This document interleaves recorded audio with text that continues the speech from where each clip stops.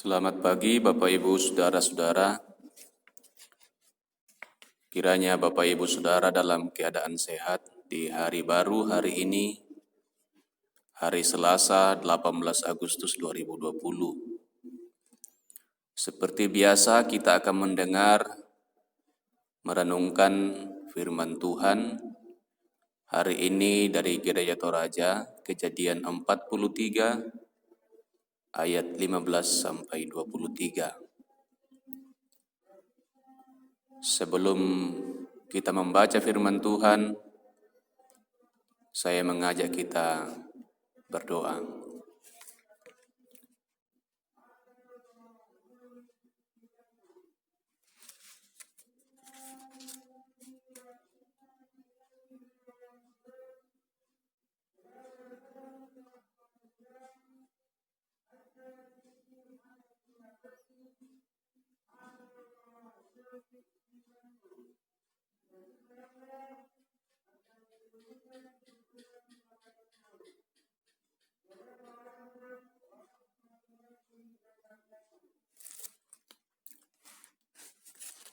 Mari kita berdoa. Terpujilah Tuhan, segala kemuliaan hormat hanya bagi-Mu. Karena Tuhanlah yang memberi kehidupan bagi kami. Tuhanlah yang memelihara kami, memberkati kami, bahkan melimpahkan berkat bagi kami. Berkat terbesar keselamatan dalam Kristus Yesus, Tuhan karuniakan. Kami akan baca, dengar, dan renungkan firman Tuhan. Kasihani kami, ya Roh Kudus. Bimbinglah kami, supaya kami memahami firman Tuhan dengan benar. Terpujilah Engkau Tuhan. Dalam nama Yesus Kristus kami berdoa kepada Bapa di sorga. Amin. Kejadian 43 ayat 15 sampai 23. Lalu orang-orang itu mengambil persembahan itu dan mengambil uang 2 kali lipat banyaknya, beserta Benyamin juga. Mereka bersiap dan pergi ke Mesir. Kemudian berdirilah mereka di depan Yusuf.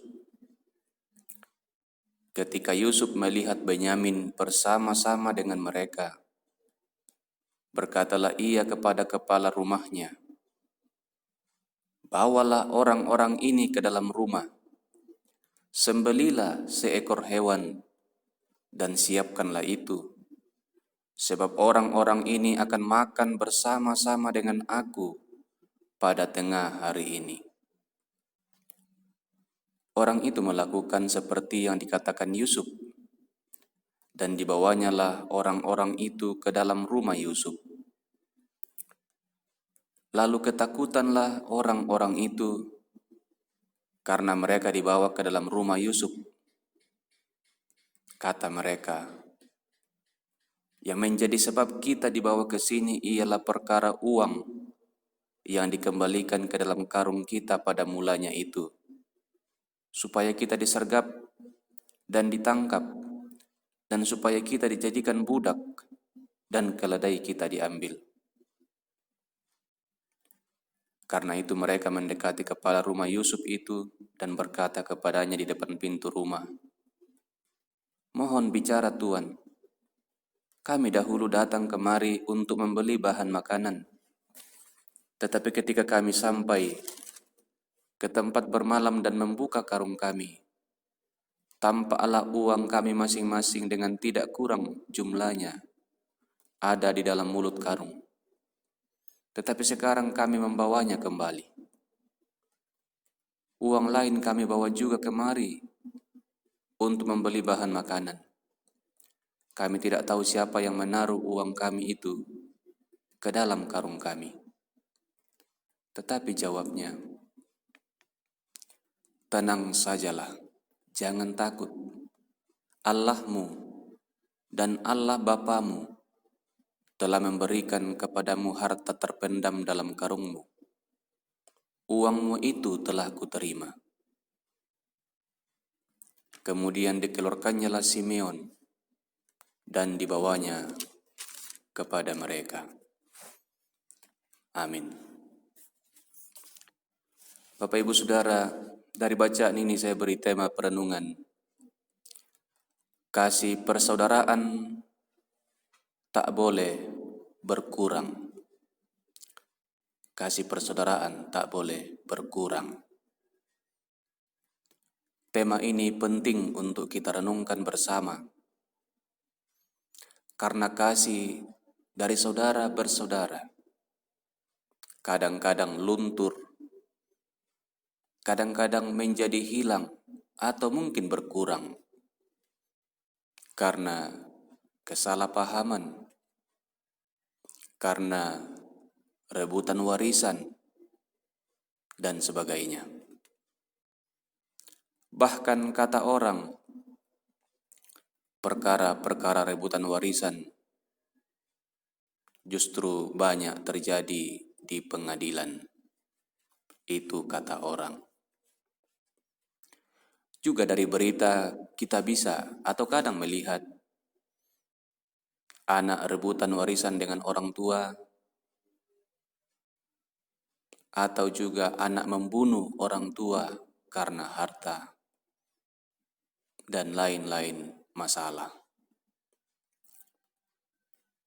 Kisah hidup Yusuf yang dalam 2 minggu ini kita pelajari dan menjadi bahan khotbah memperlihatkan hal yang berbeda.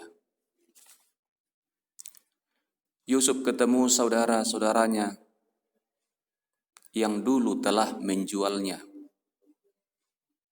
Padahal yang dijual itu adalah budak. Yusuf dijual oleh mereka, saudara-saudaranya sendiri. Dan kini saudara-saudaranya datang lagi. Ini pertemuan yang kedua. Ketika saudara-saudaranya bersama ayahnya di Kanaan kelaparan, mereka pergi lagi ke Mesir, tapi satu syarat, mereka harus membawa Benyamin, adik bungsu mereka, saudara seibu seayah dari Yusuf. Maka melihat itu, ketika Yusuf melihat adik kandungnya dari satu ibu, ia pun memerintahkan kepada bawahannya untuk menyediakan jamuan makan. Karena mereka akan makan bersama. Bapak Ibu Saudara, biasanya jamuan makan itu adalah simbol perdamaian. Jamuan makan adalah simbol perdamaian. Dan dalam meja perjamuan kudus yang juga dilakukan oleh kita orang percaya, di sana kita mengingat juga bahwa kita telah diperdamaikan dengan Allah. Kita yang adalah musuh Allah karena dosa-dosa kita, telah diperdamaikan Allah di dalam pengorbanan Kristus. Yesus juga dulunya dijual oleh muridnya sendiri, Yudas. Dijual dengan harga 30 keping uang perak. Ini mengingat atau menunjuk pengorbanan dari Yusuf, menunjuk kepada kesempurnaan pengorbanan Yesus Kristus. Yesus berkorban untuk kita manusia yang bukan saudara-saudaranya. Untuk kita manusia yang sesungguhnya adalah musuhnya karena dosa dan pemberontakan kita. Kita kemarin baru saja merayakan hari ulang tahun Republik Indonesia, negara kita yang kita cintai. Dan itu terjadi karena pengorbanan para pahlawan bangsa yang harus kita junjung tinggi, kita hormati. Tetapi dalam Kristus juga ada pengorbanan untuk menjamin kehidupan kekal bagi kita orang. Maka sebenarnya Bapak Ibu Saudara, ada keharusan untuk mengasihi semua orang, bahkan orang yang memusuhi kita sekalipun. Ada keharusan untuk mengasihi karena Yesus telah meneladankan kita yang adalah musuhnya karena dosa, tapi Ia mau berkorban untuk kita. Maka kasih itu nomor satu ajaran Yesus. Maka dalam saudara bersaudara jangan pernah kasih persaudaraan itu berkurang. Jangan pernah simpan dendam. Karena dendam hanya bisa memunculkan persoalan-persoalan yang tak kunjung habis. Dendam kesumat hanya akan memunculkan penyakit, penderitaan bagi diri sendiri. Tiap orang bisa saja salah, termasuk kita sendiri. Maka orang yang besar, orang yang terhormat ialah orang yang tidak menyimpan dendam. Orang yang suka mengampuni, orang yang suka memaafkan. Dan harusnya itu adalah ciri pengikut Kristus. Hal yang kedua, saudara Yusuf punya prasangka. Ketika mereka dibawa masuk ke dalam rumah, mereka menganggap mereka akan ditangkap dan dijadikan budak, dan keledai mereka diambil atas tindakan Yusuf. Padahal Yusuf benar-benar ingin menjamu mereka dengan makan siang, dan tidak sampai sama sekali berpikir untuk memperbudak saudara-saudaranya. Kadang-kadang prasangka seperti ini juga ada pada diri kita. Kita berprasangka buruk terhadap tindakan orang lain. Mari berpikir positif. Yakinlah jika kita sudah berdoa dan berserah kepada Tuhan, maka Ia akan menolong kita dari niat-niat jahat sesama. Atau sekalipun misalnya kita diizinkan Tuhan mengalami derita seperti Yusuf dijual dan dipenjara sebelum menjadi penguasa, maka itu adalah bagian dari rancangan Tuhan untuk membentuk dan mendewasakan kita. Yakinlah Tuhan tidak pernah meninggalkan kita. Ia sungguh memelihara dan menyayangi kita. Ia mau berkorban untuk keselamatan kita. Percayalah dengan sungguh. Amin.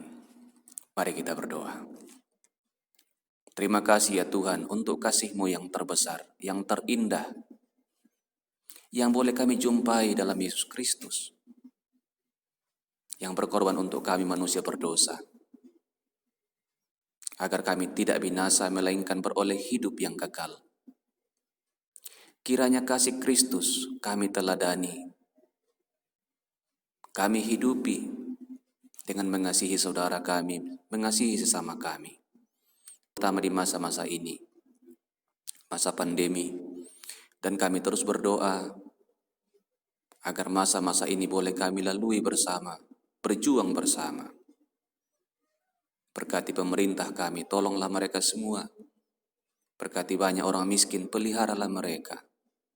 Berkati kami masing-masing dalam rumah tangga pekerjaan kami. Berkati yang sakit, pulihkan mereka. Yang berduka, hiburkan mereka. Yang dilanda bencana dan musibah, kasihani. Dan ajar kami selalu mengasihi sesama kami. Terpuji nama Tuhan. Kami berdoa dalam nama Tuhan Yesus Kristus. Amin. Demikianlah Bapak Ibu Saudara renungan kita untuk hari ini. Kiranya kita makin memuliakan Tuhan. Selamat beraktivitas. Tuhan memberkati.